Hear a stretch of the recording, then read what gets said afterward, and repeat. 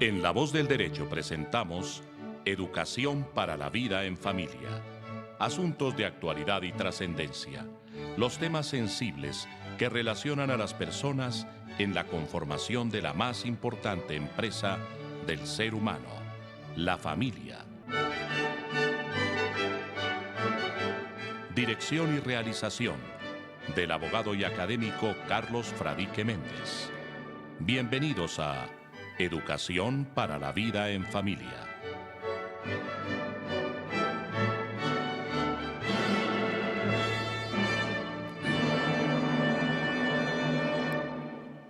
Muy buenas tardes, amigos y amigas de La Voz del Derecho en Colombia y en el mundo. Y donde tenemos un horario diferente, pues buenas noches, buenos días. Este es su programa Educación para la Vida en Familia, que transmitimos por la emisora La Voz del Derecho.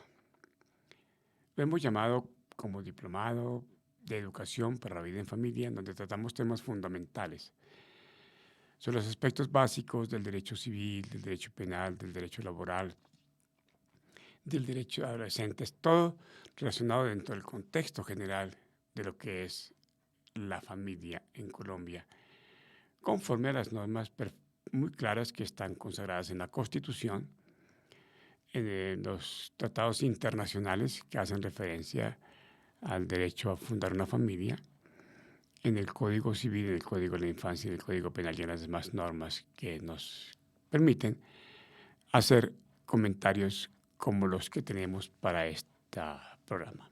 Hoy vamos a hablar, Luis, muy buenas tardes. Luis, muy buenas tardes al doctor José Gregorio Hernández. Hoy vamos a hablar sobre, en general, el derecho fundamental a la educación en cuanto los padres tienen el deber de buscar los valores agregados de sus hijos para darles la mejor alimentación desde el punto de vista pedagógico y desde el punto de vista afectivo. Y vamos a hablar de un tema que es muy, pero muy crucial entre las parejas, que es el relacionado con la custodia y especialmente lo que de manera equivocada llaman, inclusive en la Corte Constitucional y en la Corte Suprema de Justicia, la custodia compartida para confundirla con lo que es de verdad el compartir alterno de la vivienda para los hijos. Ese es nuestro tema de hoy, Luis. Llamaremos custodia compartida. No, el niño de la flauta, que es el tema de la educación, y la custodia compartida. La educación es un derecho fundamental, es un derecho humano. Además, cuando se descuida la educación, estamos descuidando la llave del éxito de las personas y estamos abonando el campo para la pobreza, para el subdesarrollo, para la delincuencia, para el consumo de drogas. Un pueblo ignorante está proclive a llegar a estos estados de postración, de pobreza, inclusive de miseria, de minimización de lo que es la estima del ser humano. Si queremos salir de la pobreza en Colombia y conseguir la paz, lo hemos repetido insistentemente, tenemos que luchar sin límites para garantizar el derecho de la educación a nuestros hijos y a nuestros conciudadanos. Y por supuesto que desde el punto de vista de la organización de la familia, que tengamos conciencia de que no debe haber embarazos entre adolescentes, ni por adolescentes. Y que el primer hijo se recomienda, es apenas una recomendación, puede pensar en encargarse, como dicen las señoras, después de los 25 años. Esa es nuestra propuesta elemental, básica, para comenzar un camino que nos puede llevar a la minimización de la pobreza y a la consecución de una paz, independientemente de que sea estable, de que sea duradera, pero que haya una paz. La educación se fundamenta en un trípode o se basa en un trípode que es la familia, la escuela y la sociedad. Familia, escuela y sociedad. Somos los responsables de la educación de los hijos. Si uno de ellos falla, gravísimo. ¿Cuántas veces hemos visto, Lisset, en la oficina, que por conflictos, trifulcas entre papá y mamá o entre suegros o abuelos, los niños ven violada su derecho fundamental a la educación? ¿Se recuerda algún caso de esos? Sin dar nombres, por supuesto, ¿no? ¿Sí? ¿Se acuerda un caso así de los que hemos tenido recientes, de que los niños no pueden estar en la escuela, en el colegio, recibiendo su educación de manera satisfactoria porque los papás están en conflicto? Hay un caso, Lisset, donde el niño estaba en un jardín tranquilito, sin ningún problema. Desde muy pequeño, entró desde muy pequeño, pero debido a los conflictos que había entre los padres, pues primeramente se separaron y aún así los conflictos siguieron. Y por último, el padre, sin consentimiento y sin avisar a la madre, decidió retirar al niño del jardín donde estaba y ubicarlo en otro jardín. Ese es un acto abusivo por parte del padre, porque es que la responsabilidad de la educación de los hijos es en conjunto y debe ser de mutuo acuerdo. Independiente de la relación que exista entre ellos. Eso es correcto, independiente del conflicto que pueda haber entre ellos. Ellos tienen que ponerse de acuerdo y decir, los niños, mi hijo va a estudiar en tal colegio. Nuestro hijo, más bien, va a estudiar en tal colegio. Nuestro hijo. Y vamos a atender las obligaciones. Entonces, si ustedes encuentran que muy cerca de su conglomerado familiar hay un papá, generalmente son los papás los que abusan y dicen, yo como tengo disposición y soy el que pago la matrícula, digo en qué colegio funciona. Eso de niño. Y hay casos, lo tenemos, se terminó recientemente un caso, en donde la mamá tenía a la hija asume todo y había allá un acuerdo con zonas grises, en donde el papá tenía que pagar la educación, pero no lo tenía que pagar, pero de todas maneras el juez consideró que sí. En una de otras cosas es una actitud completamente arbitraria, pero lo consideró así. Y entonces la mamá, como el papá tenía que pagar, le daba por poner el niño o matricular la niña en cualquier colegio, que fuera costoso. Y después le pasaba la factura al papá. Eso no se puede hacer y ojalá que los jueces entiendan, comprendan que esa situación no se puede patrocinar. Es que no solo es el colegio, también pasa cuando ya son más adolescentes e ingresan a la universidad y que ese gasto es mucho más alto que asistir a una institución educativa y por hacer el mal. Algunas madres dicen, no, mijito, matricules en la universidad más costosa, la carrera más costosa, así ni a usted le guste, ni usted soñó o quiso estudiar esa carrera. Hay unos casos en donde los niños son utilizados como escudos de guerra entre los papás y entonces ellos, viendo que sus papás están en conflicto y que pueden manipularlos, lo que deciden es no ser buenos estudiantes, eventualmente consumir drogas, se tornan agresivos. Se tornan agresivos. Y son personas que no van a ser buenos profesionales. Y toman esas acciones de, por ejemplo, las palabras, los golpes, no hacia los padres, pero sí en su día a día, cuando se enojan. Sí. Es grave esa situación. Los niños, no todos los niños son iguales, no todos los niños tienen la misma capacidad de aprender, no todos tienen la misma potencialidad para desempeñarse en los oficios. Entonces la obligación de los padres y la obligación de la escuela es encontrar para qué son buenos los hijos, los niños o los alumnos. Que parece que es lo que los pedagogos de este siglo llaman para qué son buenos y para qué competencias debemos preparar los hijos. ¿Para qué competencias debemos prepararse? Un niño, por ejemplo, que le gusta la bicicleta y sueña con eso. Eso le pasó a Egan Bernal. Ah, Edgar, sí. Que el papá, pues, debido a una frustración de que él no pudo lograr su sueño de ciclista, tampoco le quería permitir a Edgar Que se frustrara. fuera, sí.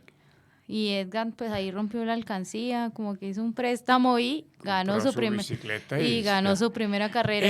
Ese potencial, para esa competencia hay que prepararlo. Entonces estará el niño que también es competente para los animales, le gustan los animales. Entonces, si le gustan los animales, pues sería una tontería que lo pusieran a estudiar, Matemáticas. no, matemáticas sí, pero ciencias del mundo oriental. Es una tontería eso. Lo que sí, por supuesto, hay que intentar con los niños, que lo aprenden fácilmente porque tienen que hacerlo, entenderlo como si fuera su comportamiento natural, es enseñarles un segundo idioma. Y el segundo idioma en principio es el inglés. El inglés es el idioma de los negocios. Es el idioma de la intercomunicación entre los pueblos. Y hay que enseñarles, padres de familia, matriculen a sus hijos en cursos de inglés y que aprendan a hablar inglés. Esto, pues, por supuesto, no va para los papás que tienen una capacidad económica importante y que tienen a sus hijos matriculados en colegios bilingües. Pero para los que no son bilingües, que lo hagan. Y para cuando se presentan dificultades en el aprendizaje, entonces estamos sugiriendo que se hagan grupos de estudio, grupos de trabajo, grupos de refuerzo académico, para que los niños más adelantados en las materias puedan ser como monitores, para que los niños que no son muy adelantados puedan recuperar sus materias y puedan ponerse a un nivel suficiente para pasar el año. La semana pasada, el día viernes, mañana va a ser 8 días, ¿no? Sí. Mañana va a ser 8 días. Se presentó en Colombia el más importante, dicen, de todos los violinistas del mundo, el señor André Rieu, con su orquesta, que le llama, ¿cómo llama la orquesta? Ahí se me olvidó ahorita. Tiene un nombre de un músico. Sí, de un músico que él... ¿Cómo llama? Bueno, ya miramos. Y entonces, afortunadamente, para un niño que está en el público, hubo una falla técnica en el sonido. Y tengo que decir que el público, que eran 14,000 personas aproximadamente las que estaban allí viendo ese evento, se portó de la manera más civilizada del mundo. Entonces, André Rieu se llevó la imagen del público en términos artísticos de Johann Strauss, la orquesta Johann Strauss. Se llevó la imagen del público más divino, diría él, en términos artísticos, porque se portó maravilloso. Comenzaron las personas a cantar durante el receso, el conflicto del sonido, a cantar música colombiana. El coro siguió excelente, entre otras cosas hay que aplaudir a quienes hicieron la remodelación de Arena Movistar, porque la acústica de ese recinto es fantástica. Es fantástica. Pues es mucho mejor yo creo que es una de las mejores acústicas que hay en espectáculos en Colombia, me parece. Y de pronto allá en el escenario aparecía alguien que tocaba como un pajarito, decían los que están en vivo. Y el camarógrafo, que estaba haciendo la ponchada de la forma tan fantástica como está el público, ponchó al niño. Y cuando lo ponchó, pues la gente se dio cuenta que estaba tocando una flauta. Y alguien que estaba cercano a uno de los jóvenes dijo, que lo pasen al escenario. Lo pasaron al escenario y André Rieu lo recibió. Y con él interpretó una bellísima canción que se llama Cielito Lindo y lo puso a que hiciera un solo. Fantástico, fantástico, fantástico. Y el niño, que estaba aprendiendo flauta, tiene 8 años, pues aparentemente encontró un magnífico camino hacia su futuro. Esa es su competencia. Y esa fue la oportunidad que le puso la vida para que él fuera seleccionado como un flautista de muchísimos quilates dentro de mucho tiempo. ¿Y sabe quién es la persona que ha acompañado a su niño a los 8 años? La mamá. La mamá, sí, sí. Bueno, los padres, pues los dos. La mamá. No. El papá tuvo la idea de llevar al niño al concierto porque era un regalo importante, porque al niño le fascinaba ver los conciertos por televisión. Pero quien se imaginó y quien, sin decirle a nadie, se llevó la flauta al niño fue la mamá. Ah, sí, se la llevó escondida. Se la llevó escondida, la mamá. Ella lo puso, lo entusiasmó para que tocara, el muchachito tocó. Y ahí tenemos la noticia del mundo del niño, de la flauta.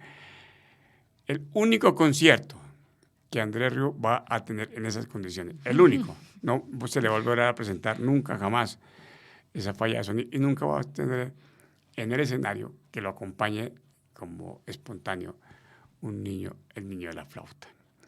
Pero sí tenemos el niño de la flauta, el niño de la bicicleta, el niño del tejo, el niño de la poesía, el niño del vallenato, el niño del cuatro, el niño pintor, el niño de patinaje, el niño de la natación, el niño de las matemáticas, el niño que sabe hacer las 4 operaciones de adelante hacia atrás, el niño que calcula, el niño que se inventa con su computador los muñequitos para imaginarse la solución para un conflicto. Miles de opciones que tienen los niños y que hay que descubrirlas. Y fortalecerlas. Y fortalecerlas, perfecto. Darles el apoyo completo a esos niños, con mucho amor, con mucho cariño, y tendremos la posibilidad de garantizar unos niños muy bien educados. Y si este niño de verdad, logra formarse como un flautista, Andrés Rieu le dijo que lo iba a formar parte de su orquesta Johann Strauss. Sí, y algo que queda ahí como reflexión también es que no importa si de pronto se tiene alguna dificultad económica. Es afrontar esa dificultad brindándole, así sean mínimos, las oportunidades o para que él avance. Porque en este caso el niño era una flauta de tubo de PVC. Un tubo de PVC. Es una excelente observación. No traten de que el niño comience con los elementos de trabajo más sofisticados. No. Pues que porque no tengo dinero, entonces no lo puedo apoyar. No. Todas las empresas grandes, entre otras cosas, han comenzado como en el garaje de la casa. Sí. Miremos los periódicos grandes. El Espectador, que yo quiero mucho el periódico, porque pues está muy cerca de la casa editorial, comenzó en un garaje. Fantástico. Y mira el periódico que se está sosteniendo. El de envíos, la historia del señor del transporte de envíos de Villavicencio. El de Villavicencio. Empezó en su bicicleta y hoy tiene una de las agencias. Envía. Envía. Bueno. El próximo sábado, Luis, el próximo sábado tendremos en Colombia el Día del Amor y de la Amistad. ¿Sabe alguna cosa de eso, Luis? ¿Cómo es el tema del Día del Amor y la Amistad? En verdad, parece que se ha decantado y es el Día de la Amistad, el Día del Amigo. Del amigo secreto. Bueno, sí, bueno, sí, como la actividad que se... Todas las formas siquiera de amigos, menos amigobios. Menos amigos. Porque eso ya es un trance grande hacia la vida matrimonial. El amigo sincero, el amigo. Me acuerdo no sé si alguna vez lo dije acá, el poema de José Martí. Cultivo una rosa blanca en junio como en enero, para el amigo sincero que me da su mano franca, y para aquel que me arranca el corazón con que vivo, cardo ni ortiga cultivo una rosa blanca. Eso es un poema lindísimo, un verso lindísimo de José Martí, uno de los héroes que veneran en Cuba. Bien distinto a lo de ahora, pero bueno. Podría decirse que es el San Valentín colombiano. Pero el San Valentín colombiano es para el amor. Sí. Ahí hay amor y hay amistad. Pero dice que se viene celebrando en Colombia desde 1969. Se basa en un homenaje al sacerdote San Valentín, quien casó a varias mujeres obedeciendo las normas de la época. Fue decapitado el 14 de febrero. Por esta razón, todos los países celebran San Valentín el 14 de febrero. salvo en Colombia. Que se El día de San celebra. Valentín lo celebran mucho en Estados Unidos. Además, es una fiesta importantísima donde los floristas colombianos hacen un excelente mercado porque les mandamos todas las flores a los gringos y hacen un buen mercado en esa época de febrero. Pero aquí, entonces, nos queda Dice, para septiembre el Día de la Amistad. en Colombia se acostumbra a celebrar este día como si fuera el día de San Valentín y como el Día Mundial de la Amistad, que también se celebra el 30 de julio. Por eso es que esta celebración fue llamada el Día del Amor y de la Amistad. Listo. Un saludo especial, yo lo hago con mucho cariño a todos los rotarios de Colombia y los rotarios del mundo, porque una de las de los emblemas del rotarismo en el mundo es la amistad. La amistad. Eso. Y en la familia, yo creo que los papás debemos ser los mejores amigos de nuestro hijo.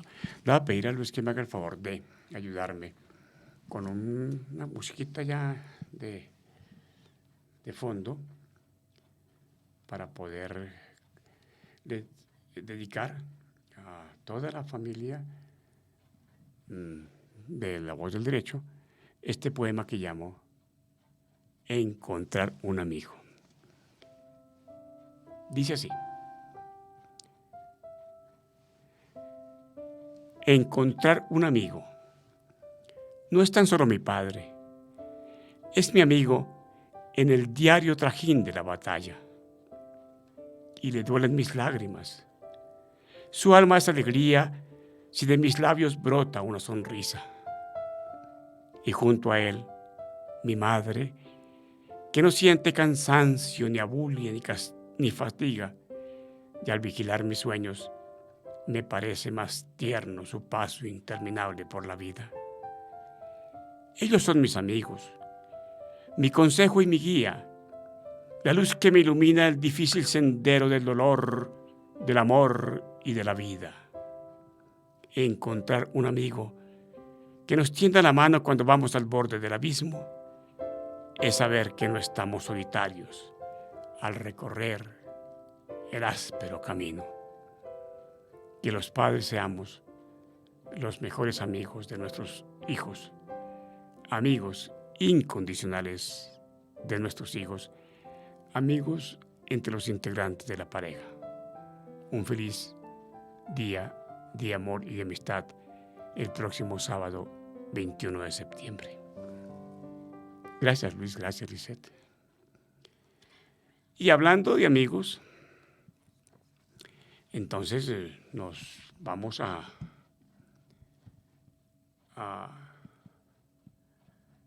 un caso que es bien importante dentro de la familia colombiana, muy importante, que es el tema de la custodia entre los hijos.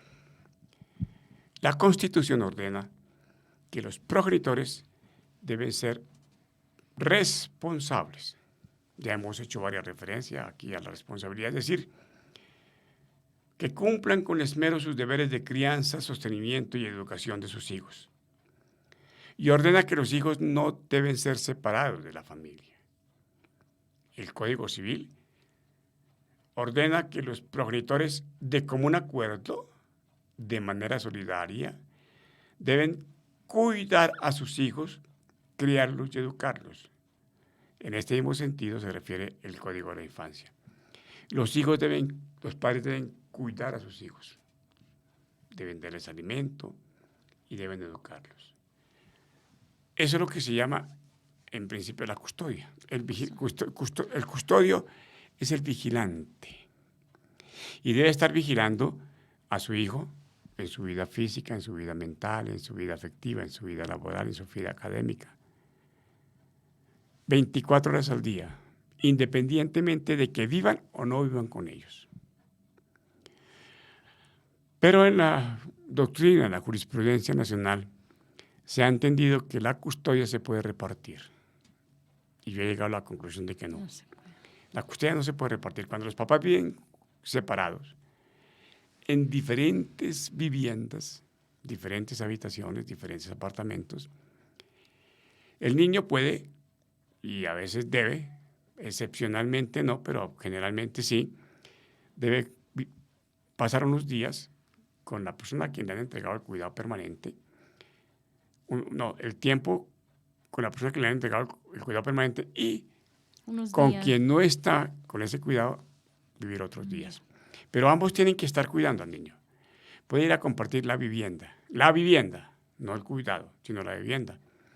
Porque qué tal que yo tenga, por ejemplo, los niños durante la visita y le pase algo al niño y me llaman, no teniéndolo yo. Mire, señor, que su hijo le pasó otra cosa. No, llamen a la mamá que es la que tiene que este fin de semana. No. Tiene que ir porque uno debe estar 25 días, 25 horas al día al servicio de sus hijos. Otra cosa es que puedan vivir. Y viven 8 días con el papá, 8 días con la mamá, un mes con el papá, un mes con el papá.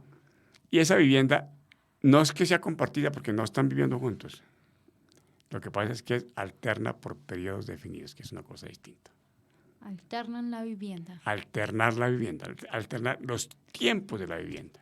No, la custodia. Es que la custodia no se puede... No se puede alternar. Si se dice compartida para decirle usted 8 días y usted 8 días, no le están compartiendo, lo que le están es fraccionando y alternando.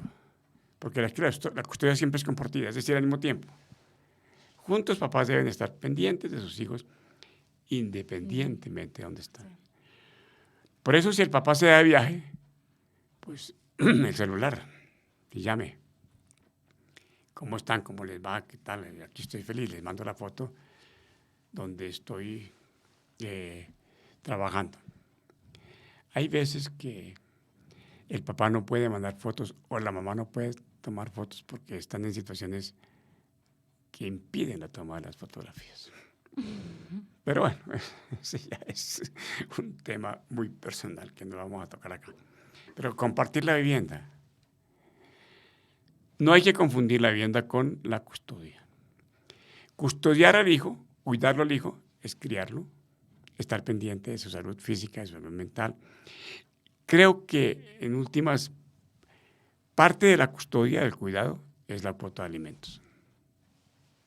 Parte de cuidarlo. Que la forma de sostener o suplir esas necesidades. Sí, la cuota de alimentos. Sí. Parte de la custodia. O es un subtema, como dicen ahora los entendidos en hacer cuadros y corchetes. Es un subtema de la custodia, el estar dando los alimentos. ¿Dónde deben vivir los hijos? Con los padres. Pero no se puede forzar a que el niño sea como una especie de elemento de una matera, ¿no? Un mercado, una cosa que se echa entre una maleta y entonces hoy se va para mi casa, después ya se va para la casa de la señora, de la mamá, después vuelve y el niño está como una especie de vaivén entre las casas del papá y de la mamá, o eventualmente los abuelos si es que están viviendo con ellos. No, el niño tiene que buscarse su voluntad para que sea la mejor forma posible de enriquecerse durante el tiempo que vive, un tiempo con la mamá, otro tiempo con el papá. Y no se puede durante el tiempo de visitas que llaman abusar, manipular al niño, dejarlo que haga lo que quiera él para efectos de que diga cómo la paso de rico con mi papá o cómo la paso de rico con mi mamá, porque no me castiga, porque me deja hacer lo que yo quiero y porque me da gusto en todo. El papá o la mamá que le dan gusto en todo a los hijos, lo están mal educando. El hijo tiene que aprender que hay reglas de conducta, disciplina en su casa, que tiene unas horas para repasar las tareas, eventualmente unas horas para jugar. Ojalá que no tuviera tiempo específico en ciertas circunstancias para mirar el celular, sino que estuviera compartiendo. Si va a la casa del papá, que ayude a los hogares, a los oficios de la casa para aprender a manejar la casa. Si el papá tiene una fábrica, excelente que lleve al niño a la fábrica para que se dé cuenta en qué forma está trabajando él. Pero no que se vaya a la fábrica porque la mamá le dice, vaya a la fábrica y dése cuenta qué hace su papá, con quién hace, cuánto gana. Dicho que el niño sirva de espía. Que lo hacen. Lo hacen. O el papá, con quién salió su mamá ¿A qué hora salió? ¿A qué horas volvió? ¿Con quién estuvo? ¿En qué carro estuvo?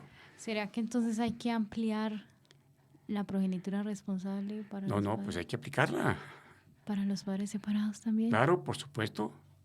Por supuesto, los padres separados tienen que ser responsables. Más responsables que cuando están juntos. Que cuando están juntos. Lo que no tienen es que dedicarse a molestar y a torturar la vida de la persona con la que no viven. Que aquí hay papás y mamás que están dedicados a torturar a la persona con la que no vive, que con quién vive, que con quién está. Y cuando el niño va, por ejemplo, a la casa del papá, que ha tenido un nuevo hogar, lo único que el papá no puede hacer es decirle, mire, esta señora que vive conmigo es su mamá. Trátela, respétela como si fuera su mamá. Y si ponerle a reemplazar durante este tiempo la mamá por la madrastra, eso no funciona.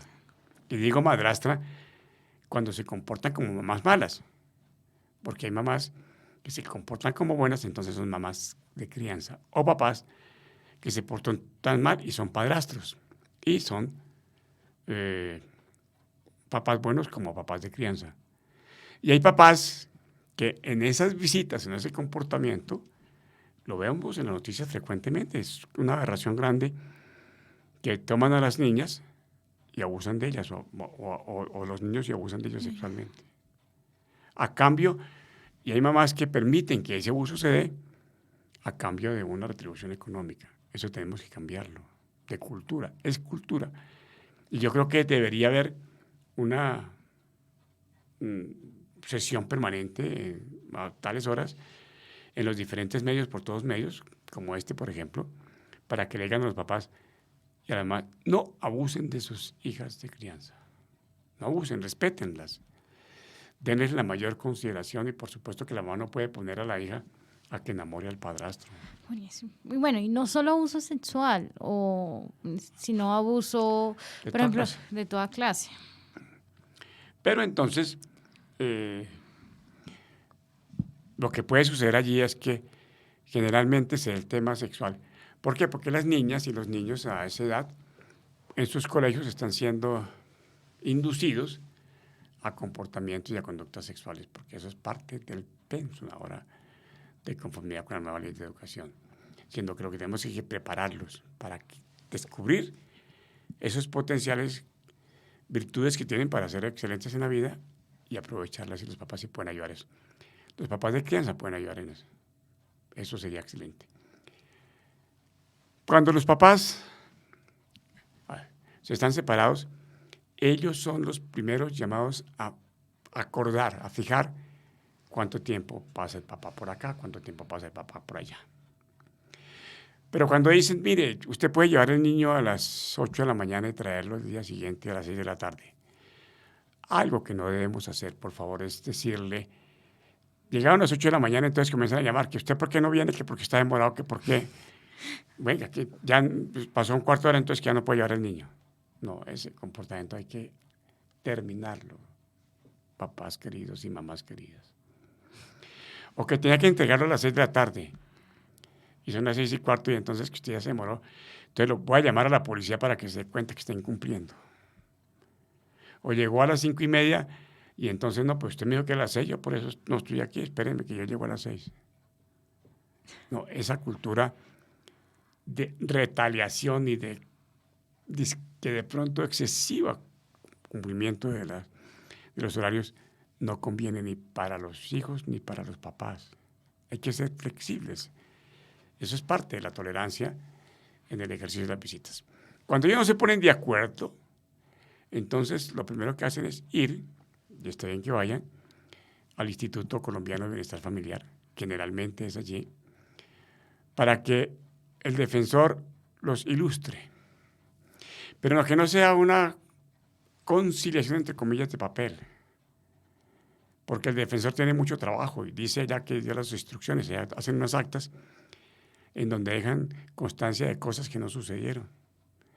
Y a veces para efectos de que acepten las visitas amenazan, si usted no hace eso lo meto a la cárcel. Y las señoras que van sin abogado, especialmente las señoras, o los señores que van sin abogado, les dicen, usted tiene que dejar que el niño vaya con el papá, y usted tiene que dar tanta cuota de alimentos sabiendo que no puede darla o muy poquita. Y lo obligamos a que concilien, entre comillas, a la fuerza. Una conciliación a la fuerza no es una conciliación. De ahí salen a pegarse en la sala, en la esquina. En la esquina del bienestar familiar. Pero si no concilian, entonces la defensora de familia o el defensor de familia, con un criterio que debe ser muy, pero muy acertado, muy inteligente, muy prudente, habiendo conocido la pareja, por supuesto. Eso no es una receta que diga 8 días para acá, 8 días para acá, o cada 15 días. No, ese es un concepto sumamente equivocado, porque hay que saber la naturaleza de cada uno de los papás, qué hacen, en qué trabajan, cómo se comportan, qué hacen el fin de semana, en qué momentos puede llamar, en qué momentos puede compartir con los hijos, para fijar unas que llaman visitas provisionales. El juez tiene que tomar, o la defensora de familia, tiene que tomar las mejores medidas en ese sentido.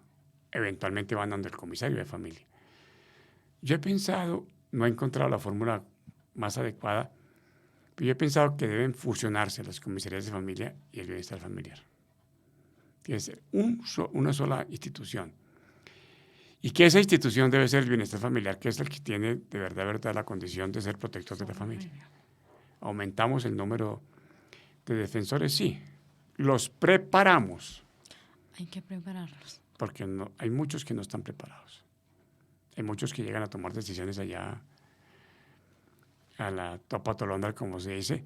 Pero además hay muchos defensores, lo hemos visto, muchos defensores, o algunos defensores, digamos que muchos, que están viviendo su propio karma del divorcio, su propia dificultad con sus hijos. Y entonces llegan a atender al usuario y lo tratan de una manera sin consideración de ninguna naturaleza. Sí. Hemos visto. Nos cuentan eso en la oficina.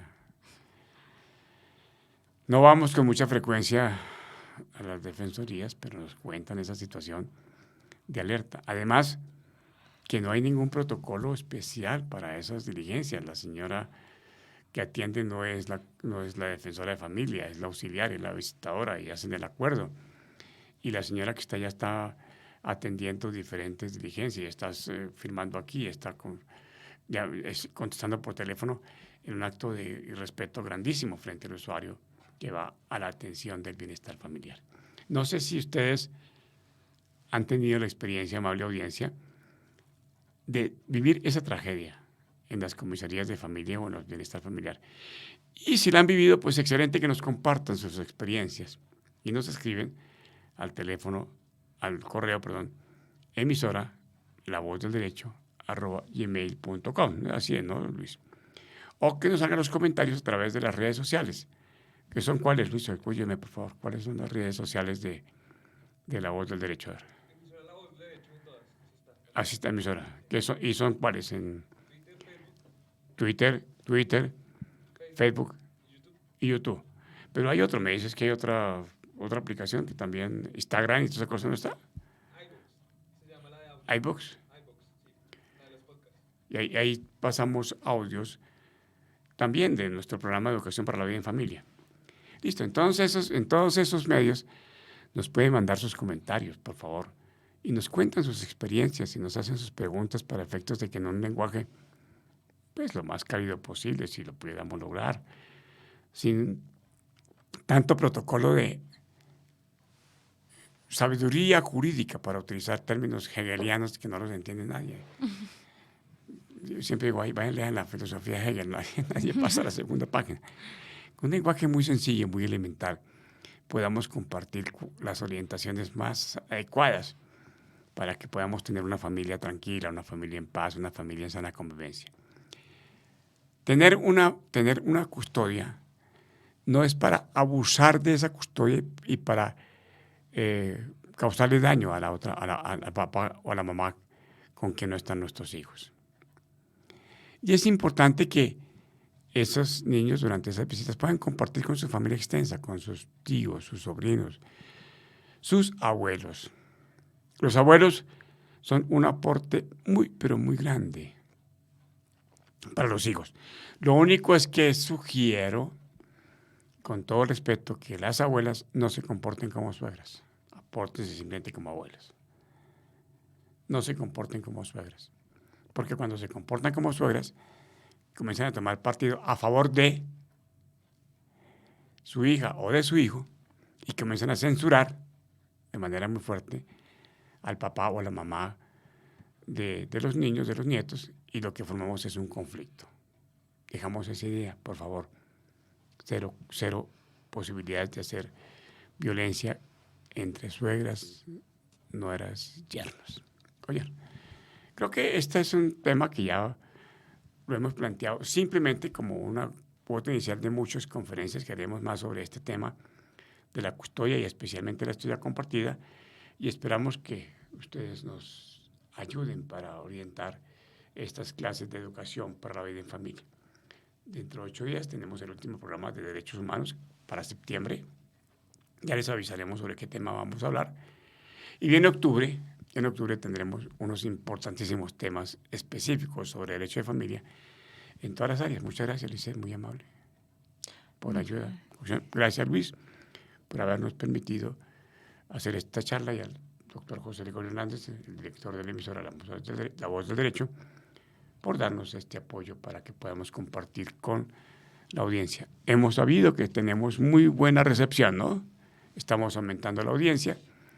Y entiendo, vamos a inventar un premio para quienes nos escriban. A ver si podemos aumentarlo. Muchas gracias, bendiciones. Muchas gracias. Muchas gracias a todos.